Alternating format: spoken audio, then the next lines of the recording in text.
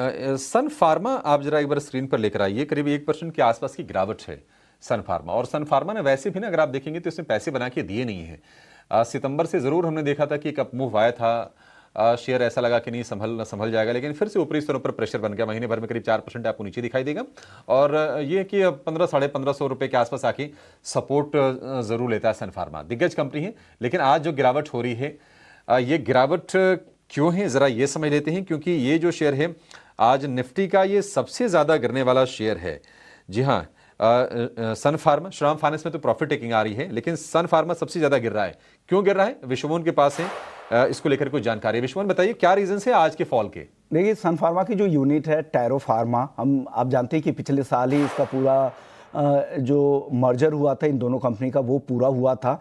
और अब खबर ये आ रही है कि टैरो की जो यूनिट है यूएस में, वहाँ पर 17,664 यूनिट, वहाँ इनकी एक एंटी फंगल दवा है, उसको रिकॉल करने का आदेश यूएस एफडीए ने दिया है। और ये जानकारी भी खुद ही कंपनी की तरफ से नहीं, यूएस एफडीए की तरफ से दी गई है।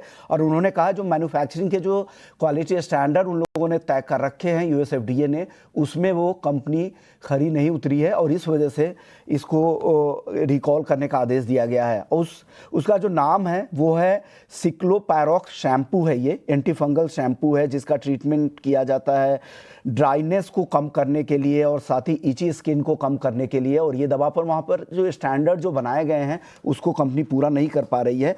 तो और साथ ही साथ यूएसएफडीए ने ये भी कहा है कि इम्प्योरिटी का ध्यान नहीं रखा गया है, डिग्रेडेशन भी होते हुए हमने देखा है। तो ये एक बड़ी खबर है। और ये जो इनिशिएटिव यूएसएफडीए की तरफ से लिया गया, इसे कहा जा रहा है कि ये क्लास 2 नेशन वाइड रिकॉल है। और जो पूरे देश में यूएस में जितने भी ये शैम्पू की डिलीवरी कंपनी ने की होगी या अपने नेटवर्क के जरिए इन्होंने सेल रिटेल नेटवर्क पे भेजा होगा, उस सारे का रिकॉल होगा।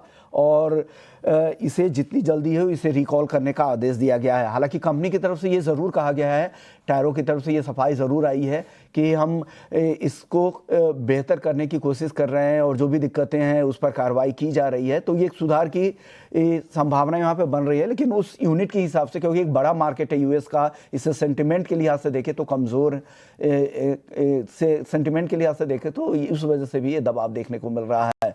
अब देखते हैं। और आज सन फार्मा में कुछ गिरावट भी दिख रही है, तो हमने राय भी ली है, लेकिन खबर की वजह से ही आज ये दबाव यहाँ पर दिख रहा है। और सन फार्मा देखिए 1.25% के आसपास की गिरावट के साथ आज के सत्र में कारोबार कर रहा है। एक राय वापस से ले लेते हैं शिवांगी जी से। गौरव जी ने इस पर राय ऑलरेडी दी है सन फार्मा को लेकर। शिवांगी, आपकी राय क्या बन रही है सन फार्मा पर?